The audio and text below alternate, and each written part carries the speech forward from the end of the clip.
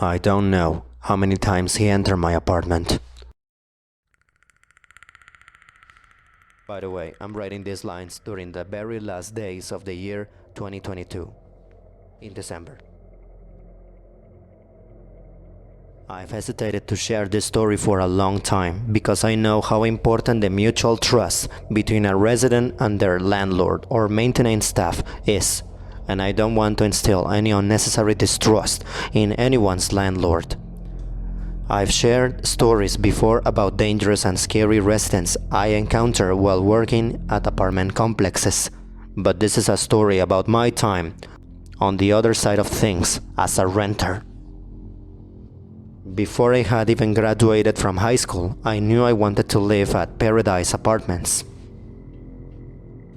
I was a bit naive at the time, drawn in by the many amenities I would never use, but primarily I wanted to live there because the complex was pet-friendly and within my small budget. When the time eventually came for me to get my own place, I sublet the only apartment they had available and I moved in. Unfortunately, I came to realize that the apartment wasn't as nice as I had originally thought. The building was old, but remodeled, so it had all the typical plumbing issues and thin walls. I also learned that it was not the safest part of town. I was primarily an online student, but I had one class that met in person twice a week around 8 a.m. I am a bit of a homebody, so I rarely left during the day, except for that class, the occasional shopping excursion, or to spend time with my boyfriend in the evening after he got off work. My apartment was a bit of a Bermuda Triangle, even though it was only 600 square feet and I lived alone. Things had a way of growing legs and walking away. By the way, for the non-Americans watching, 600 square feet, it's equals to 50 square meters. I had 2 kittens at the time, and I blamed them regularly for things disappearing. Something odd that kept reoccurring, however, was that I had found my underwear box and sitting in the center of my bedroom floor on days when I had class. Something odd that kept reoccurring, however, was that I would find my underwear box out and sitting in the center of my bedroom floor on days when I had class. I didn't have a proper dresser. Instead, using an IKEA shelf with some IKEA boxes for designated clothes, such as socks, underwear, pants, pajamas, etc. I always could have sworn I had put the underwear box away after getting ready for class, but I chalked it up to me forgetting as a result of having to get up early and being focused on getting to class on time. Arguably paranoid, I started to think that some of my laundry was disappearing as well, as favorite articles of clothing would go into the laundry hamper and seemingly never came back with the clean ones. Towards the end of that semester, I was working one evening on a homework assignment when my boyfriend called to let me know that his roommate had accidentally locked him out of their apartment. I had a spare key to their place, so he asked if I could run over real quick to let him in. Before I left, I made a mental note that I had left literally every light in my apartment on, because I was living on a pretty tight budget. I normally made a point of turning off all the lights when I left, but my boyfriend only lived about 5 minutes away, so I knew I'd be there and back very quickly. Sure enough, I got back less than 15 minutes later. I immediately sensed something was off, as I could see that the lights were off through the blinds. I called my boyfriend, and he drove over to meet me. We unlocked the door and went in. All the lights were off in my apartment. Thinking maybe that I had a power outage, I flipped on the main light and it came in. My boyfriend checked the entire apartment. No one was inside, but someone had gone through and systematically turned off every light at their switch, including my lizard's basking light, the only light I always left on because it was on a timer, and my laptop, which I had left open on for my assignment.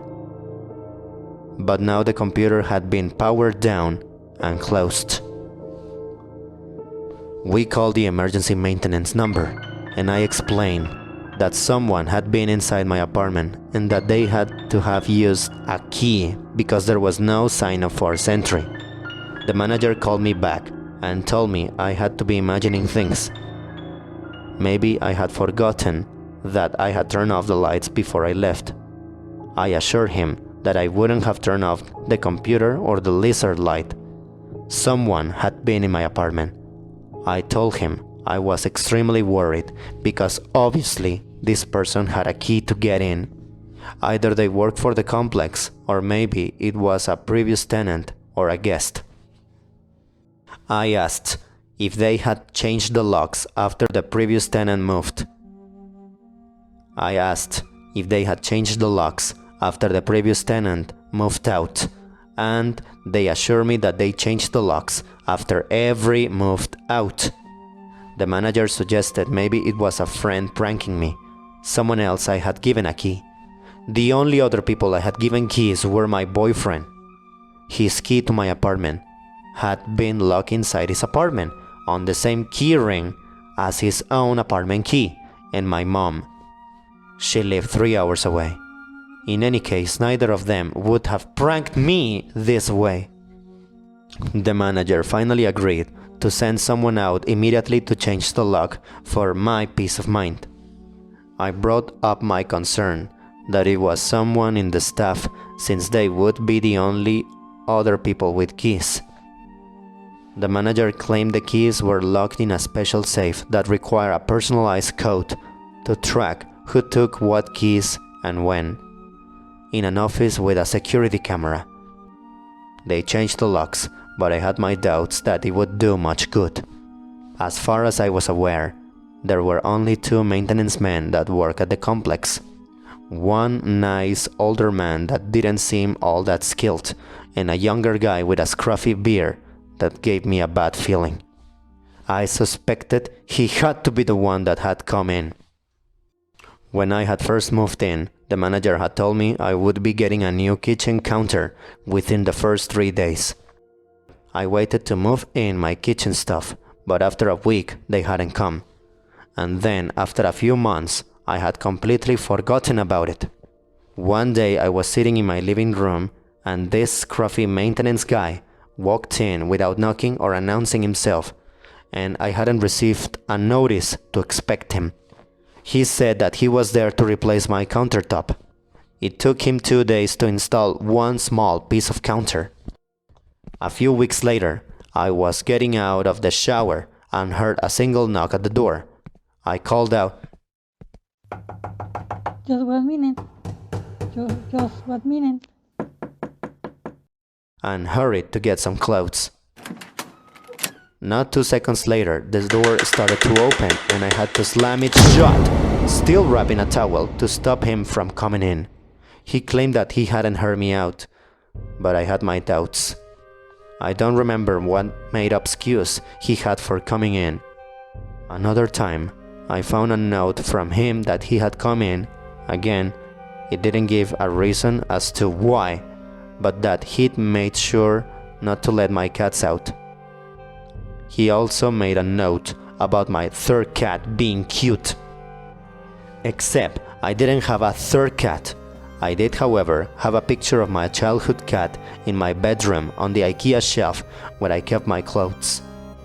At that point, I went to the office and I asked them for the following thing. I asked them to make a note in my file that, number 1, I wanted at least 24 hours notice before entry going forward, and number 2, I wanted to always be present for future entry. Now that I knew without a shadow of doubt that someone was coming in secretly, it all made sense. It hadn't been long after the surprise maintenance visits stopped that things started moving around my apartment. He was always on site all the time. Everyone on staff also lived at Paradise, so he would know when I came and when. Who knew how many times he snuck in, how many small souvenirs he had stolen? He could have been coming while I was asleep. After the night with the lights, I put my own lock on the door, but still didn't totally trust the apartment.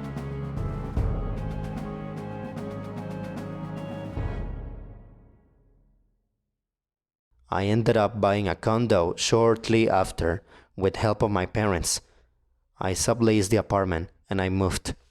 Right around that time, I also got my first job working in a different apartment complex.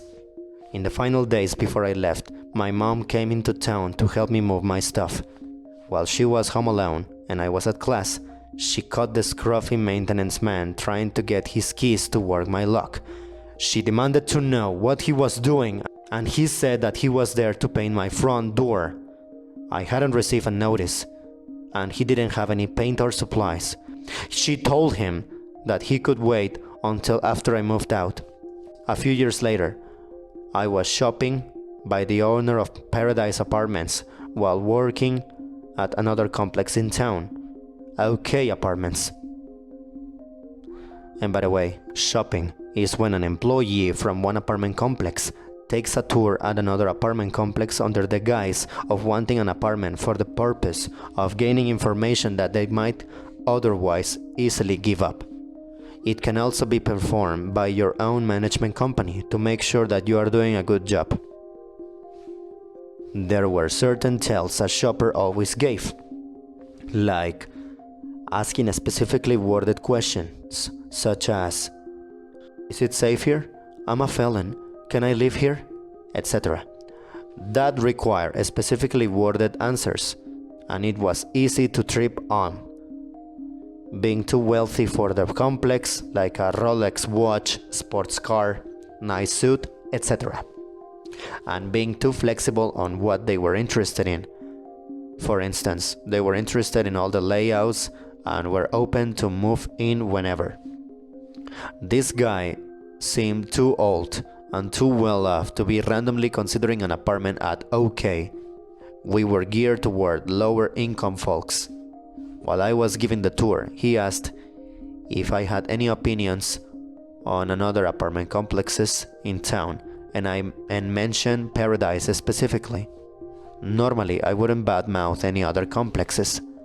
I prefer to win them over by showing them the positives of our community, but I told him that I probably wasn't the best person to answer that question, because I was probably the only person to give Paradise a bad review in the last 5 years. He asked me to elaborate, and I told my apartment had been broken into, and I suspected it was someone of their maintenance staff. At that point, he revealed that he was the owner of Paradise and that he was very disturbed to hear that I had had this experience. He asked me to describe the maintenance man in detail. I assured him that it was in the past and I was over it, but he insisted on calling the manager over at Paradise, still the same guy, to ask him over speakerphone if they had had any issues with the maintenance staff back in the year that I had lived there. And he answered yes, there had been a scruffy young maintenance man, and he had to fire him because he had been caught multiple times breaking into the apartments of single women. Satisfied, the owner proudly told me the issue had been resolved and asked if I would be willing to change my review. I told him no. None of this had changed the fact that I had experienced this, and actually validated what I had suspected. So, in the years I worked as a leasing agent, I learned a lot about where complexes will cut corners to save time and money. From my experience, a lot of complexes did not switch out the locks if the tenant was good, and a lot did not require background checks for employees, even though they did require them for tenants. Keys also got passed out willy-nilly to vendors and maintenance during turns, and employees frequently got master keys that would open all doors. I won't go so far as to say every complex operates this way, but every complex I worked at was doing this when I started there. Because of my own experiences, once I began managing a complex, I enforced strict rules about changing locks, tracking keys, posting proper notices, and requiring background checks for all employees and tenants. At least, here in Florida, with Myuu's law going into effect this year, background checks for employees and security measures for keys are required in all complexes. Even still, if you are renting an apartment, stay diligent. If you have a reason to believe someone is coming into your home, document it and let the staff, the police, your family and friends know. You never know who might have a key to your apartment.